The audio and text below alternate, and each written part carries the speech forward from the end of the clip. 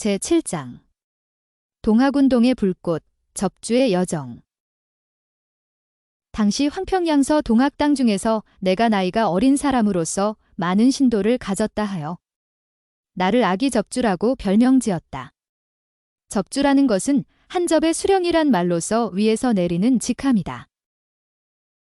이듬해인 계사년 가을의 해월 최시형, 대도주로부터 오응선, 최유현 등에게 각기 신자의 성명 명부를 보고하라는 공적인 일에 관하여 주고받는 편지가 왔으므로 황해도 내에서 직접 대도주를 찾아갈 인망 높은 도유 15명을 뽑을 때에 나도 뽑혔다.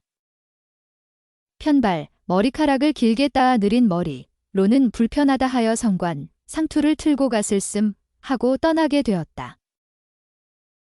신자들이 내 노자, 여행 비용을 모아내고 또 도주님께 올릴 예물로는 해주 향목도 특제로 맞추어 가지고 육로, 수로를 거쳐서 충청도 보은군 장안이라는 해월 선생 계신데 다다랐다.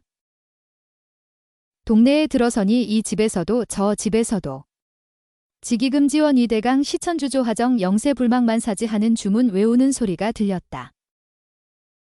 또 한편으로는 해월 대도주를 찾아서 오는 무리, 한편으로는 배옵고 가는 무리가 끊이지 아니하였고 집이란 집은 어디나 사람으로 가득 찼었다.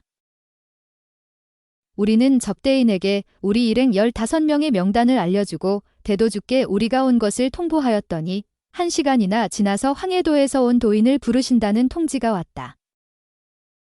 우리 일행 15은 인도자를 따라서 해월 선생의 처소에 이르러 선생 앞에 한꺼번에 절을 드리니 선생은 앉으신 채로 상체를 굽히고 두 손을 방바닥에 짚어 답배를 하시고 먼 길에 오느라고 수고가 많았다며 간단히 위로하는 말씀을 하셨다. 우리는 가지고 온 예물과 도인의 명단을 드리니 선생은 맡은 소임을 부르셔서 처리하라고 명하셨다. 우리가 불원 천리하고 온 뜻은 선생의 선풍도골도 배우려니와 선생께 무슨 신통한 조화줌치, 주머니의 사투리, 나 받을까 함이었으나 그런 것은 없었다. 선생은 나이가 60은 되어 보이는데 구레나룻이 보기 좋게 났으며 약간 검게 보이고 얼굴은 여위였으나 맑은 맵시다. 크고 검은 갓을 쓰시고 동저고리 바람으로 이를 보고 계셨다. 방문 앞에 놓인 무쇠화로에서 약탕관이 김이 나며 끓고 있었는데 독삼탕, 맹물에 인삼 한 가지만 넣고 달인 약 냄새가 났다. 선생이 잡수시는 것이라고 했다. 방내외에는 여러 제자들이 옹위하고 있었다. 그 중에서도 가장 지근해서 모시는 이는 손흥구, 김연국, 박인호 같은 이들인데 손흥구는 장차 해월 선생의 후계자로 대도주가 될 의암 손병이로서 깨끗한 청년이었고 김연국은 나이가 40은 되어 보이는데 순실한 농부와 같았다. 이 두 사람은 다 해월 선생의 사위라고 들었다. 손 씨는 유식해 보이고 천을천수라고 쓴 부적을 보건대 글씨 재주도 있는 모양이었다. 우리 일행이 해월 선생 앞에 있을 때에 보고가 들어왔다. 전라도 고부에서 전봉준이 벌써 군사를 일으켰다는 것이다. 뒤이어 또 후속 보고가 들어왔다.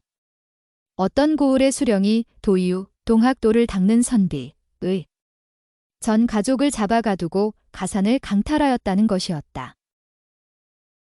이 보고를 들으신 선생은 진노한 낯빛을 띠고 순경상도 사투리로 호랑이가 몰려 들어오면 가만히 앉아 죽을까?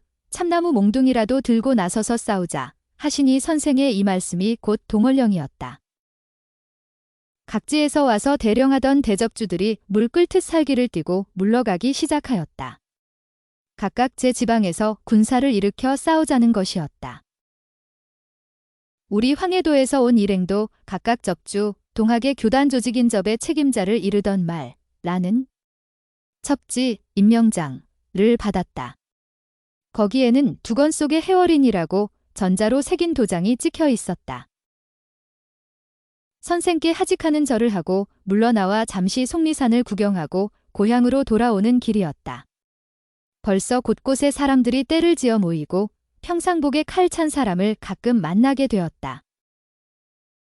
광해원 장거리, 시장이 서는 거리에 오니 1만 명이나 됨직한 동학군이 진을 치고 행인을 검사하고 있었다. 가관인 것은 평시에 동학당을 학대하던 양반들을 잡아다가 길가에 앉혀놓고 집신을 만드는 것이었다. 우리 일행은 증거를 보이고 무사히 통과하였다.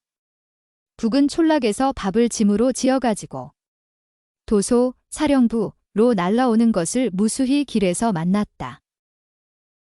논에서 벼를 베던 농민들이 동학군이 물밀듯 모여드는 것을 보고 낯을 버리고 달아나는 것도 보았고, 서울에 이르러서는 경군, 서울군사, 삼남, 충청도, 경상도와 전라도를 향해서 행군하는 것도 만났다. 해주에 돌아왔을 때는 9월이었다. 황해도 동학당들도 들먹들먹하고 있었다. 첫째로는 양반과 관리의 압박으로 도인들의 생활이 불안하였고, 둘째로는 삼남, 충청도, 전라도, 경상도으로부터 향응하라는 경통이 빗발치듯 했다.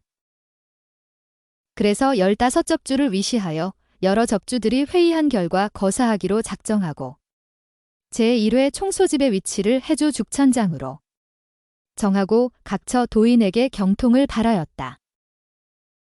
나는 팔봉산 밑에 살고 있기에 저 이름을 팔봉이라고 짓고 푸른 갑사에 팔봉도소라고 크게 쓴 길을 만들고 표어로는 척양척외, 서양을 척결하고 일본을 척결한다. 넉자를 써서 높이 달았다. 그러고는 서울서 토벌하러 내려올 경군과 외병과 싸우기 위하여 신자 중에서 총기를 가진 이를 모아서 군대를 편제하기로 하였다.